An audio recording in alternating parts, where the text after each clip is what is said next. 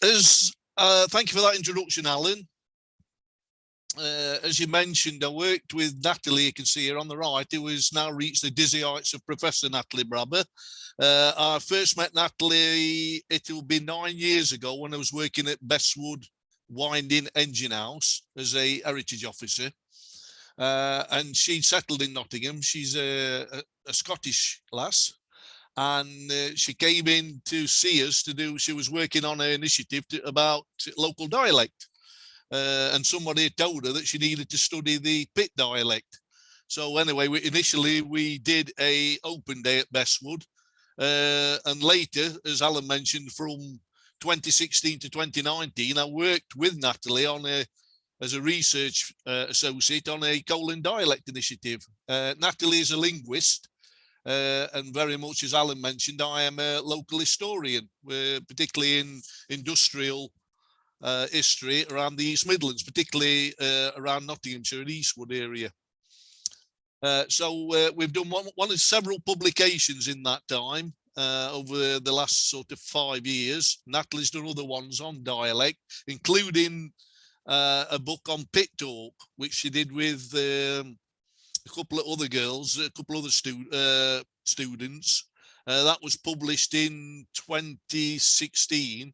And it's a part of a series at Bradwell Books. If you look on their site, they've got an whole series of books on dialect from right around the country.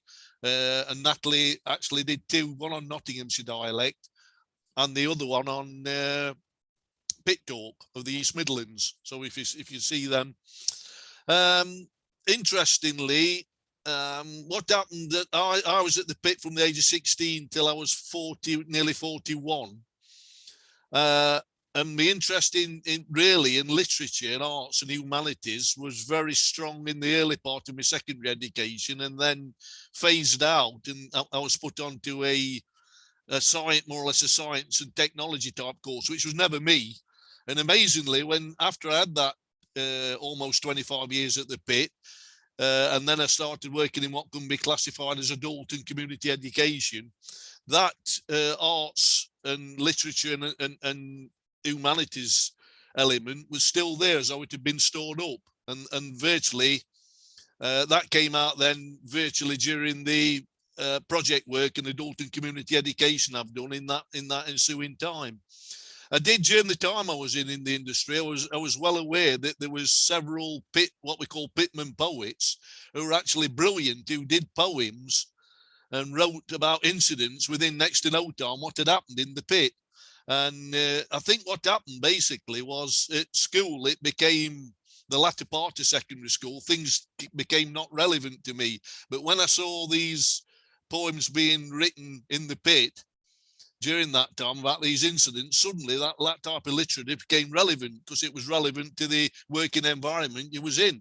So luckily, I saved lots and lots of those poems, and a lot of these form part of are in part of the Coal in the Blood book, which was published in November by Trent Edition, so it's relatively new. And I'm going to do one or two readings from various sections of that tonight.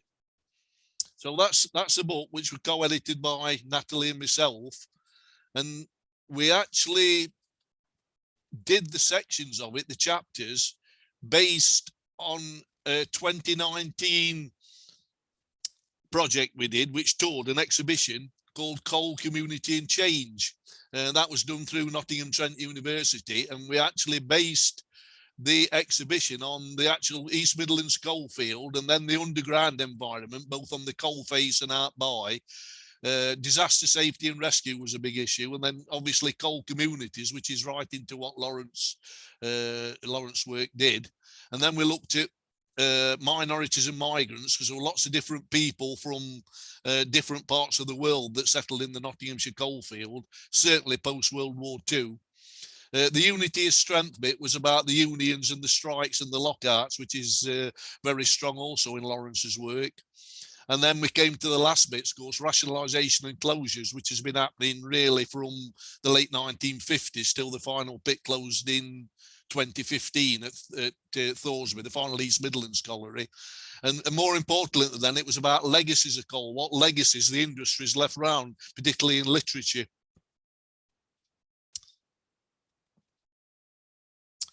Anyway, to start off, this is one ode to Bentinck Pit. This was by an ex-miner, now dead and gone, Arthur Ludlam. And it's in the first section of the book called The East Midlands Coalfield, which sets the scene for the local coal industry. This one was from Frida Oldsworth when we were doing the Selstonia Living Heritage Project, which Alan mentioned. We did that project, which was funded by the Heritage Lottery Fund from 2008 to 2011.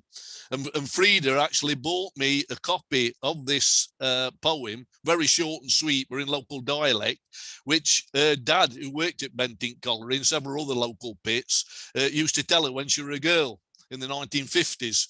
The original format of it was there. That's you can see how she wrote it down. She remembered it.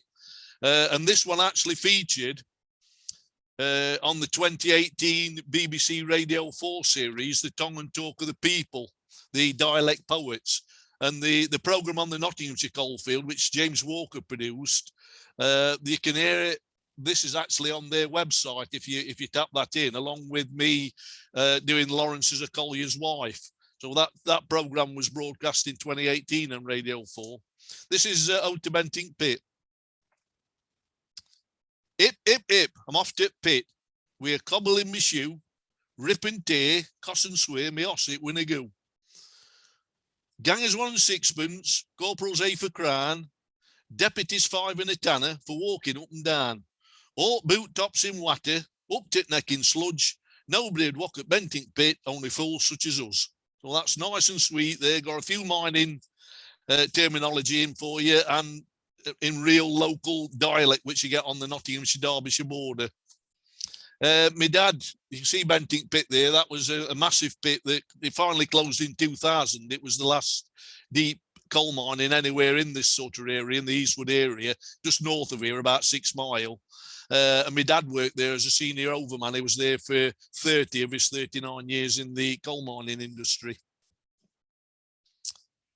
Anyway, bringing you back to Eastwood now, you'll recognise this. This is the buildings and that on Victoria Street, and the breach there in earlier days. You can see the tip in the background at Brinsley, where Moorgreen used to tip.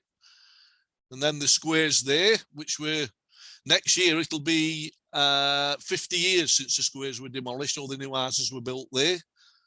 These were at the side of Victoria Street, not far from where the museum is. And you can see there Nottingham Road, where the old chapel there, which also got knocked down, unfortunately, in the early 70s, 1971, I think the Congregational Chapel got knocked down. But this bit here, you can see Eastwood, particularly that had been sort of just after Lawrence's day. You can see the tram lines if you look closely there down the middle. That was from the Ripley Rattlers that ran between 1913 and 1932. On page 16 and 17 of the book, we've got a couple of Lawrence's work out of Nottingham, the mining countryside, which was written in 1929 and published in 1930, which a lot of you will be aware with. I was born nearly 44 years ago in Eastwood, a mining village of some 3,000 souls, about 8 miles from Nottingham and 1 mile from the small stream, the Erewash, which divides Nottinghamshire from Derbyshire. It is hilly country, looking west of Crouch and towards Matlock, 16 miles away, and east and northeast towards Mansfield and the Sherwood Forest district. To me, it seemed, and still seems, an extremely beautiful countryside, just between the red sandstone and the oak trees of Nottingham and the cold limestone, the ash trees, the stone fences of Derbyshire. To me, as a child and a young man, it was still the old England of the forest and agricultural past. There were no motor cars. The mines were, in a sense, an accident in the landscape, and Robin Hood and his merry men were not very far away. And then he carries on. We carry on at the bottom of 16 into 17 with Birth of Eastwood. The string of coal mines of Barber Walker and Company had been opened some 60 years before I was born, and Eastwood had come into being as a consequence. It must have been a tiny village at the beginning of the 19th century, a small place of cottages and fragmentary rows of little four-room miners' dwellings, the homes of the old colliers of the 18th century, who worked in the bits of mines, foothill mines, with an opening in the hillside into which miners walked, or windlass mines, where the men were wound up at one at a time in a bucket by a donkey. The windlass mines were still working when my father was a boy, and the shafts of some were still there when I was a boy. So you'll be familiar, that a lot of you, with that. And it's describing the actual, what we call the exposed coalfield, or the outcrop as we call it, which runs the west of a line on the Derbyshire borders and into Derbyshire, from a line from sort of Strelly, just west of Nottingham, up to Chesterfield. And that's where the oldest workings were. And gradually, coal workings got deeper as you went to the east, until you got to the final workings northeast of Mansfield, which finished in 2015. The earliest workings on the outcrop, the earliest evidence from them is down at Cossall, which you'll be aware of, a lot of you, just down the road there, and that dates from 1306, which is very small scale mining. And there's some mounds, actually old mounds at Strelly, which are listed coal mining remains next door to Strelly and Bilborough, on that part, on which is now the site of Nottingham at Bilborough there. Right, carrying on from that, on the section now going into winning the coal, which is about chapter 2, is the section on working at the coal face. And in that, again from Nottingham and the mining countryside, Lawrence describes the camaraderie, which you'll often associate with coal mining, and the close-knit communities. The dialect was broad Derbyshire, and always thee and thou. The people lived almost entirely by instinct. Men of my father's age could not really read, and the pit did not mechanize men. On the contrary, under the butty system, the miners worked underground as a sort of intimate community. They knew each other practically naked, and with curious close intimacy, and the darkness and the underground remoteness of the pit stall and the continual presence of danger made the physical, instinctive and intuitional contact between men very highly developed, a contact almost as close as touch, very real and very powerful. This physical awareness and intimate togetherness was at its strongest down the pit.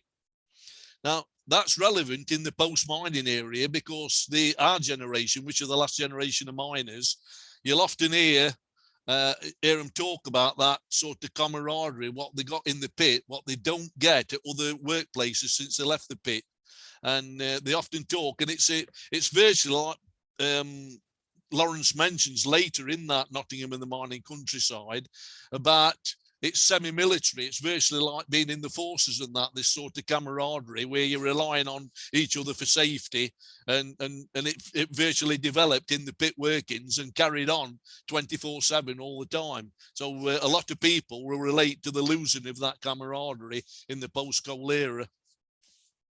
Anyway, going on to the chapter 4, which you mentioned, is disaster, safety and rescue. Now, luckily, the Nottinghamshire coalfield was spared most of the mass disasters which occurred in a lot of other coalfields, although there was 80 got killed at Cresswell in 1950 with an underground fire, and there was 3 big disasters at Markham Colliery in Derbyshire in 1937, 38 and 1973. But the norm of this, of course, was miners dying in either 1s or 2s and injuries, of which there was, go back to the 19th century, there was hundreds and hundreds and thousands of these type of accidents in the pit. And this one, which is on page 81 and 82 of the Coal in the Blood booklet, it's by Helen Sharp. I'll just show you on this one before we go there. Watch on this picture here, as you'll see it change from Lawrence's Eastwood to the modern one.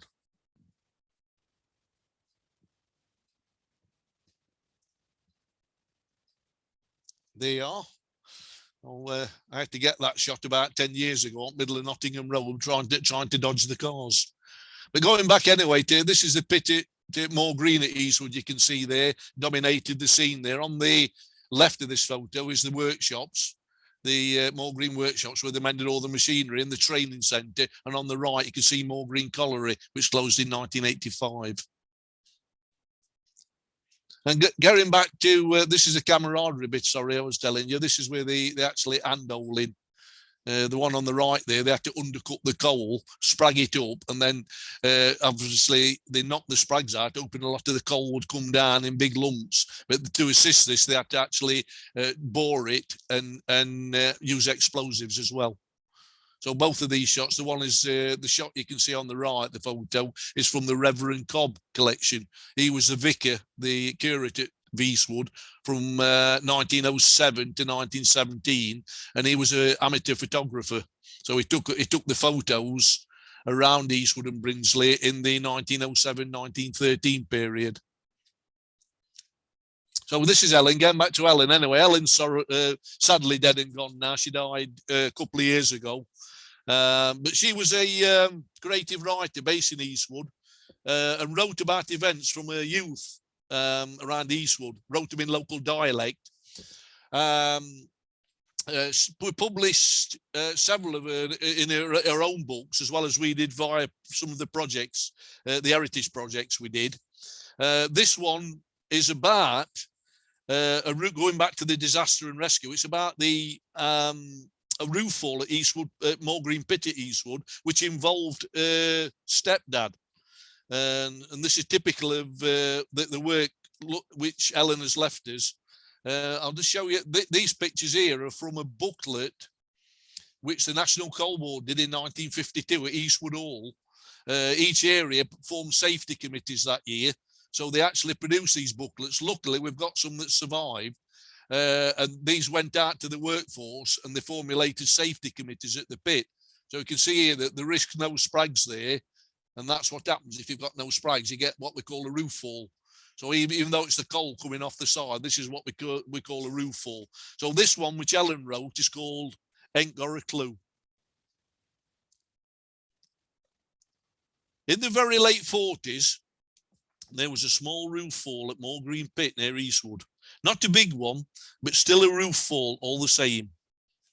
All the men got out safely, but unfortunately, no one knew the exact spot of the fall. With it being small and very quick, no one had the chance to pinpoint it. All the men were counted, and one by one, the motties, which are identity tags, were placed on the board. All but one, Vinnie Gilbin, who was Helen's stepfather, were accounted for. He worked at the coal face, even though he had been through World War II and was at Tobruk, where he lost part of his left leg. Pit work was all he knew. That's what men did in those days, a bit different to today. The deputy waited a while, shouted a lot, but got no reply. So he decided to go and look for him, still shouting, Vin, Vin, where the hell are you? So far along the roadway, near the coal face, came a reply. For Christ's sake, where the hell have you been? I've been here waiting here all bloody day. That takes the time, youth. I thought I were here for night. A very large lump of coal was across one of his legs. Come on, youth, help me get this bugger off my leg. The deputy strained and strained, but it wouldn't budge. Look, Vin, I'll have to go and get help. I can't move it on my own. Thou knows what that can do. I've been here long enough. Pub must be up me now.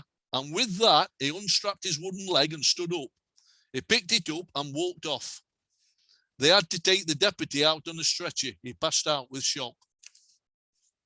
So that's one of Helen's. Now, Helen's got another story, which if you want to look, it's called The Miner's Lot on the eve of the Pithead Baths opening, which is also in the book, in Coal in the Blood. And you can also, if you type The Miner's Lot into YouTube, there's also a clip on there which we trialed about 10 years ago of putting one of Helen's stories onto YouTube as part of the Mubu project, which was the Museum Buddies project run between Nottingham University and what was called an organisation, Renaissance East Midlands, which no longer exists now.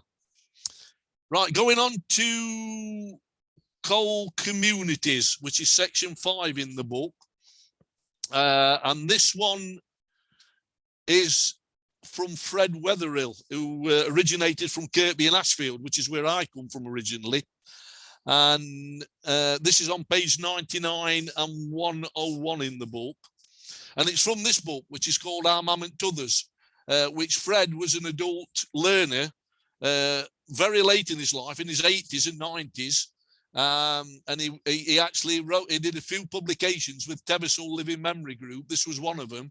And it's about a story of a mining family at Kirkby and Ashfield through the interwar period, through the war period, and then through into the early part of the 1950s and the post-war period, where one of Fred's sisters became a GI bride. She married an American and went over to America.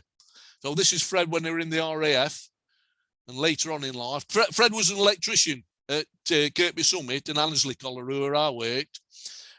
Same as he won an award, which I seem to remember was about 2005 for being an adult learner of the year. And he was well into his 80s then. I had a few shifts with him as an NCB apprentice in the 1970s, and he was a wily old bugger. I remember one incident, they phoned him on an underground telephone and he kept walking. So eventually I caught up with him. I was the tool bag lad, and he gave me a rollicking about that every call on the phone, seven or 8 out of 10 of them was a pain in the backside, but he couldn't put it like that. Anyway, Fred died, it was age 92 when he died in 2012. But luckily he left us with this legacy of his work.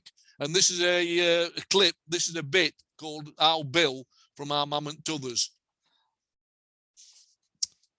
When he was about 19, we noticed he was spending a lot of time in bathroom. He'd had our mum's scrubbing brush doing his hands and nails. He never bothered before, no matter how much oil and grease he had on front motorbike. Next thing, he was buying Brill cream and looking after his hair. Then he took to wearing a collar and tie, and they had to be Van Hoosens with long points. Whatever next, our mum would say. Then he'd be pressing his trousers and creasing them, and they had to be just right. Sometimes, when he were in a hurry to do them, he'd give our young Dolly a talent to do him for him. This warned our Bill. It finally dawned on us he must stay a lass. What a shock it was for our mum when he found out she got 2 kids and only lived in next street. Her husband had left her 6 months before. Her next door were full on it. It were her that had told our mum. I thought she'd go balmy. How could he? She kept saying over and over again. What will neighbours and folks say? I'll never live it down. Ain't had enough bringing you up on my own after your dad got his son killed at pit when our Dolly were only 4 months old. He'll bit death on me. Go and fetch our Jack, she says, and see if you can talk some sense into him. Jack were eldest and married with 2 lads and lived on next street. He was so quiet and he wouldn't say boo to a goose.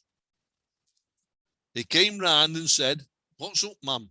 He always knew there was something wrong when he was sent for. Mum told him, our Bill's got his son a woman and she's married with 2 kids. That's what, and he's only 19.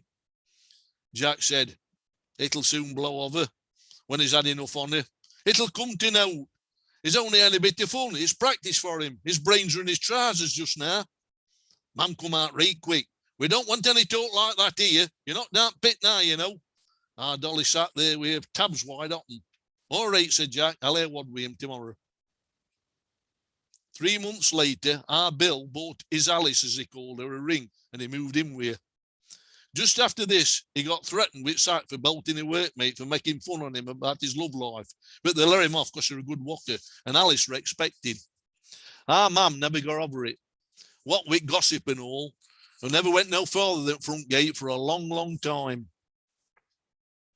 If ever our Bill's name cropped up, she'd say, oh, how could he? When Alice had baby, I asked to go round and see it. Her a lovely image of our Bill. He told me to ask our mum to go round, but she never would. I found Alice to be quite nice and home-loving and think they were quite happy together. It was a year or 2 before our mum had wrote to do with him again and let him back in house. So that's the bit from Our Mam and T'others, which Fred wrote. And I can actually read that, even though it's in broad dialect, more clearly, being from Kirkby, and probably it will be in a later period of time, then I can read Lawrence's stuff, because it's more Derbyshire based, as it mentioned in Nottingham and mining countryside. It's more, you get more towards the border and it becomes more thee and thou-ish than you've actually got at Kirkby and Ashfield. So the local dialect actually alters quite quickly within a short space of time. Anyway, stopping on coal communities, this is another one, Eileen Whale, who lives at Selston, and we've published some of Eileen's work in the anthology, the Coal in the Blood anthology, and this one it's a poem called Home, and it's literally, which it comes straight out of Lawrence's work. If you think about the description of colliers, rather when they go into pit or particularly coming home. And this is a thing what finished virtually, because as the pit started closing in the 1950s and particularly in the 60s, a lot of people then had to travel to work, and car ownership became more popular, and people that didn't have cars went on pit buses. So this whole issue about miners living near to pits and walking back wasn't seen, basically. It sort of died out after that period to a certain extent. Anyway, this is called Home, and it's in the coal communities section of Coal in the Blood. The coal old cavalry, resurrected from the valley of death, advances. Silent movie shot in black and white. Heads and shoulders bobbing over the brow. Steel seg boots striking sparks behind their eyes. Once best jackets marched abreast, baggy elbowed, saggy pocketed. Atop work moulded trousers, belt and string buttons. With steel-capped, battle-scarred boots complete the uniform of these hardy combatants, close comrade, whose arms, lengthened by weariness, swing spent ammo case snap-ins. Coal-red wounds of mouth split and gape, grinning responses to the red-rimmed whites of eyes, as blackened faces mouth, "Ta-ra!" deserting one by one into the backs at each row end. While we scouts, peering through fringes like front room pelmets, in shriveled up cardies and passed on shoes, pleased at the approach of tea, scatter through the brick yard and into the scullery. "Ma'am, me dad's on." And that's by Eileen Whale. That's on page 94 of the Coal in the Blood. Now, going on now to I mentioned the unity and strength bit, which is the one about the lockouts and strikes and the unions. And of course, Nottinghamshire is quite controversial in that aim, is the fact that 1926, there was a breakaway union, and again in 1985, after the 1984-85 strike. So the union bit in trade union history in Nottingham, which is quite controversial at times and does often run on emotions. But this bit we included here, we tried to include all bits from the main strikes, which were in mining, were 1893, 1912, 1921, 1926, and then in the nationalised industry in 1972, 74, and the big strike in 84, 85. But this one from The Lost Girl, it describes working the outcrop during a strike. Now, what happened in the 1921 and the 1926 miners' lockouts around Eastwood, outcropping the coal, it was basically done by groups of miners, very primitive working, because you're on the outcrop, the first poorer quality seams of coal are not very far down. And they would actually mine this coal because they needed the coal, obviously, for the rangers, so they could still cook the hot meals and provide some heating in the houses. It was organised on these two strikes in 1921 and 26 by Joe Birkin, who was a local Nottinghamshire Miners Association union man round in Eastwood. He's the person is portrayed as Job Arthur Free in D.H. Lawrence's 1920 mining play Touch and Go. So this bit we included, it's from The Lost Girl, and it's working the outcrop during a strike. Yet he roused up after a coal strike. Throttle Halfpenny Pit put new life into him.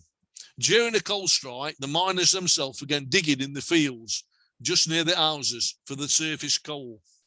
They found a plentiful seam of drossy, yellowish coal behind the Methodist New Connection Chapel. The seam was opened in the side of a bank and approached by a footrail, a sloping shaft down which the men walked. When the strike was over, 2 or 3 miners still remained working the soft, drossy coal, which they sold for 8 and 6pence a ton, or 6pence for a hundredweight. But the mining population scorned such dirt, as they called it. James Alton, however, was seized with a desire to work the connection meadow seam, as he called it. He gathered 2 miner partners, he trotted endlessly up the field, he talked as if he had never talked before, with innumerable colliers. Everybody he met, he stopped to talk of connection meadow. And so at last, he sank a shaft, 60 feet deep, rigged with a corrugated iron engine house with a winding engine, and lowered his men one at a time down the shaft in a big bucket.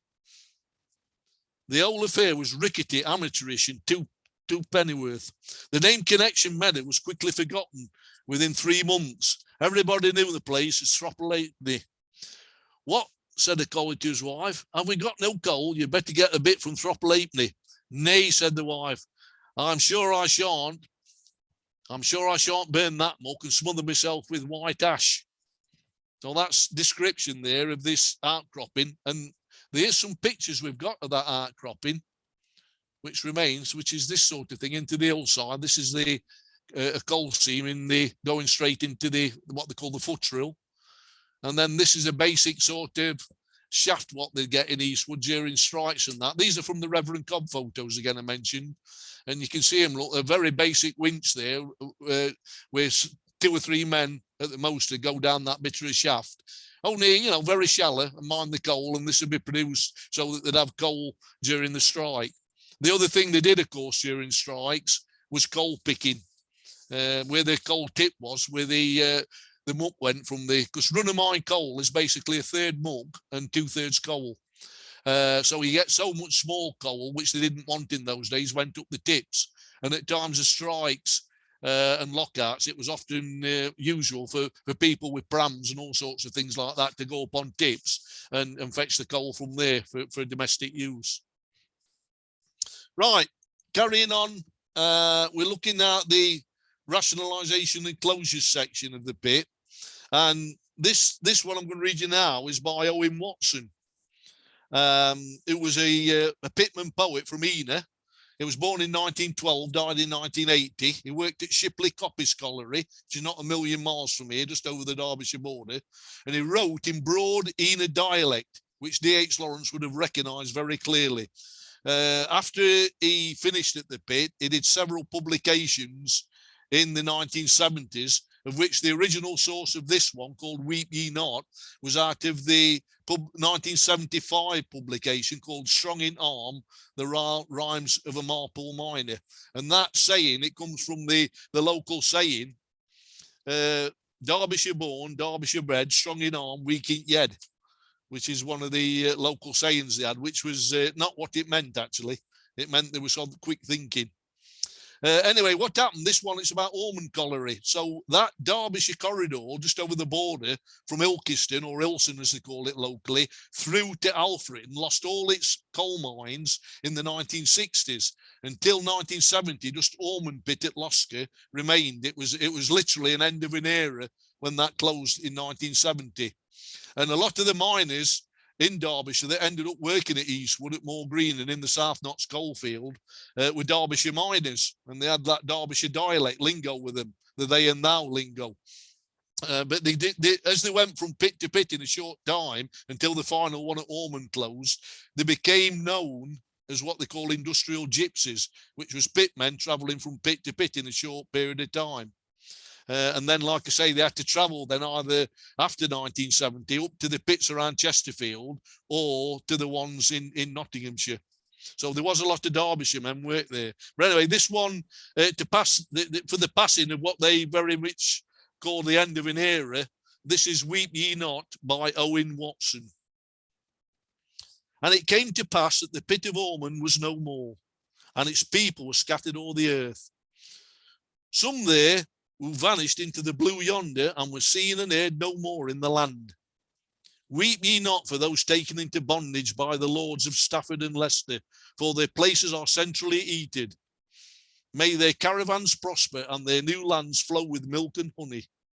And legion were those whom, having bought pressure brought to bear on them by their wives and concubines, travelled afar to the land of the knots that lie on the far banks of the mighty river Erewash. Weary are their camels where the sun goes down. Many are they that continue to dwell in the lands of their fathers, the elders of the councils, the sick, the maimed, and the crafty.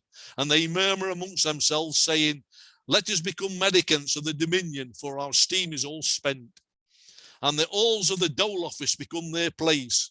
Loud has been the gnashing of teeth in the councils of Ormond, but their ear has availed them not.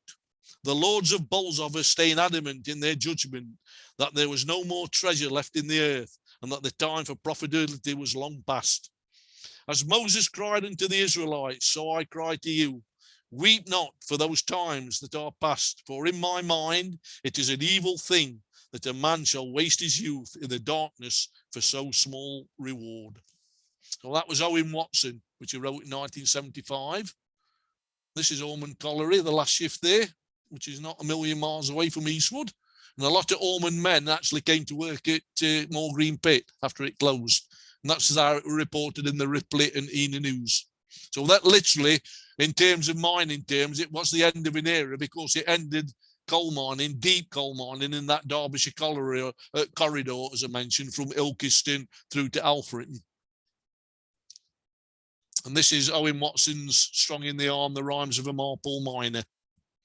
There, and that's from his obituary in the Ripley and Ena News. And then that's how Weep Ye Not appears, with the cartoons and that, the pictures in it, in the publication Strong in the Arm.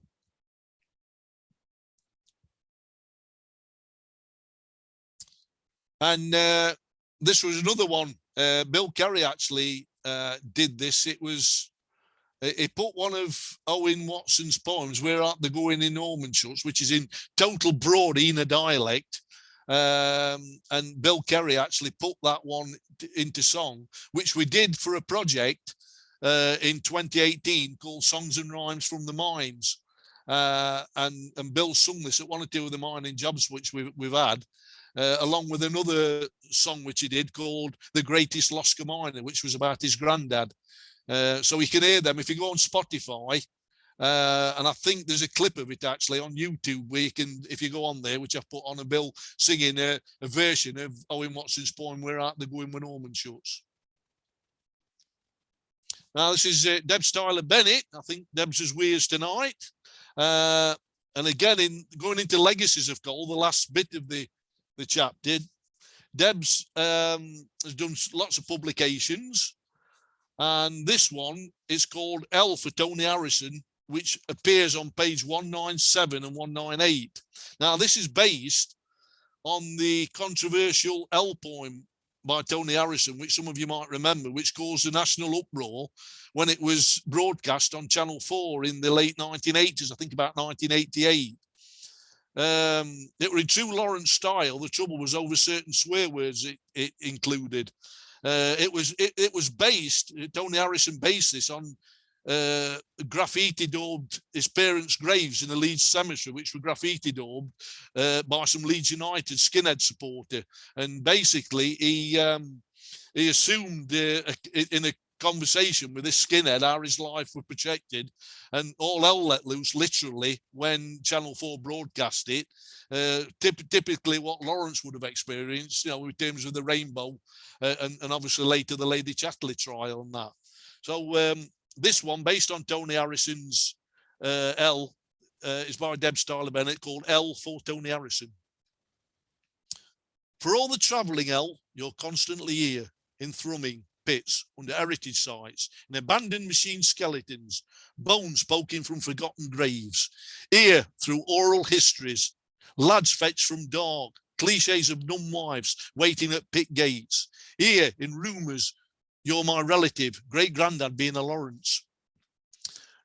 Growing under your pithead present meant wanting to write, but sons and lovers' snarky vocals pulled me short. They push and pull asking, what have you to say that's worth the ink? Richest of them settling for railway arch encounters. Others waiting to wipe the last dirt from love faces. Stoicism seen, made public, noted by one bogging off to Cornwall. Chaos, ship, of death packed tight. School trips to Lawrence country had me saying they never have you home, never let go.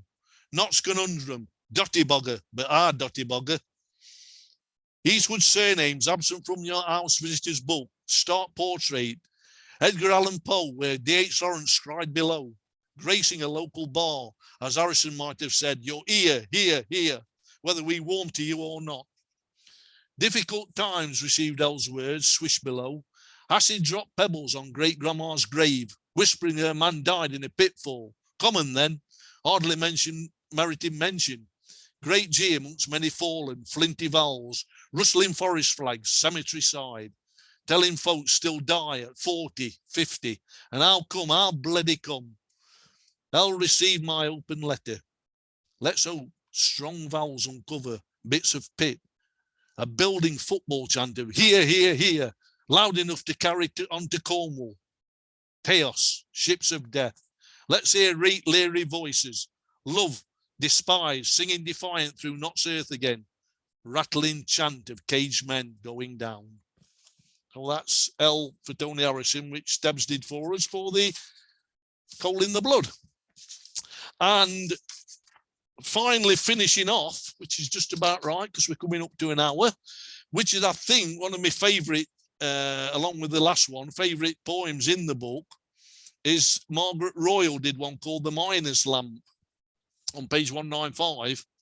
And in most mining houses now, you will certainly see a miner's lamp as a memento from the industry. And many of these are passed on now as family mementos. The one I've got in front of me, my dad's lamp with his number on and that.